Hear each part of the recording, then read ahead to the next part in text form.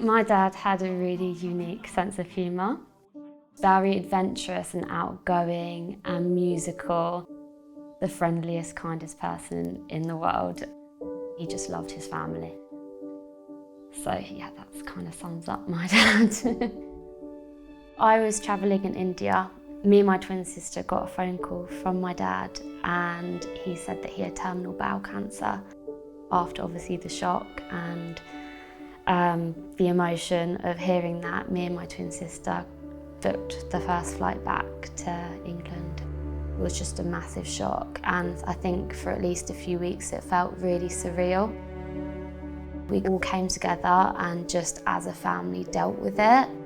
A lot of that was due to Dad's positivity and strength, and also the support from all around us.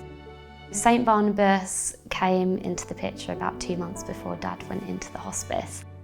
The hospice at home team would come over twice a day. We would be kind of chilling out with Dad and spending time with him, and they would administer his medication around us. And they were just really gentle and friendly. Me and Dad had a notebook in the cabin. I started off writing a letter to Dad and said, you know, this is really helpful for me, Dad. And then from that point we started writing letters and poems and funny little pictures to each other. And it was just really helpful for us both. The dog was really important for him. So he had a hammock in the garden and he would go sit on the hammock with Monty, the dog.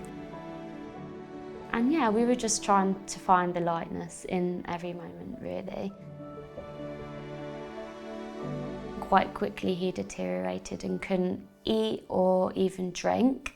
So the care he needed was quite specialised in terms of he needed to be on a drip and have morphine administered. As a family, we decided it would be best for Dad to be admitted into the hospice, which in the end was the best decision because it meant that we all had much more peace of mind and we could relax a little bit.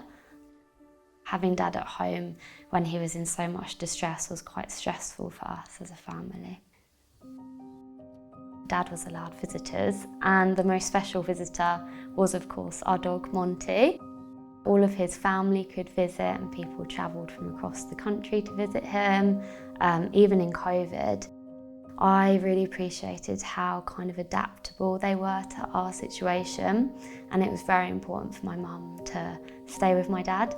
So yeah, we really are grateful for that as a family, and my dad was grateful for that too.